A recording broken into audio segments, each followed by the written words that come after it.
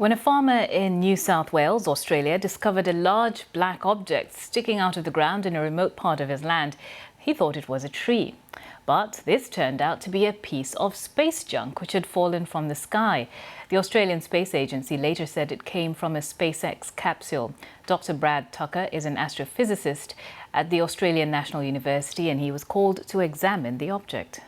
A lot of people often think they find space junk and meteorites, and it's always exciting to hear, but usually easy to determine it's not in something more earthly.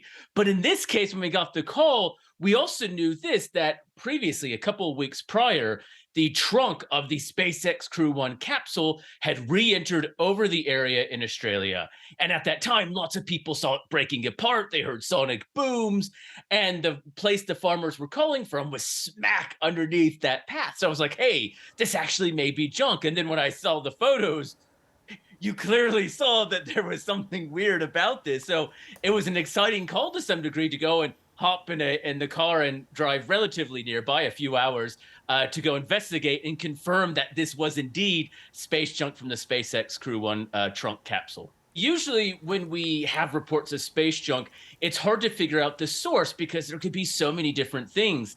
In this case, because that part was so well cataloged and it was so well observed entering the atmosphere and fragmenting and breaking apart, we kind of knew that this had happened. And once we were able to get the location and then obviously go there, firstly, it was making sure, well, how exactly close is this spot to that flight path? And it was within, a few kilometers, which is as good as you get. You can also then see subtleties in the way it's made. So, in fact, we were looking at the scorching patterns as this junk hits the Earth's atmosphere, it breaks apart. But due to the massive friction of the atmosphere, causes bits of it to burn and essentially incinerate, which you can see.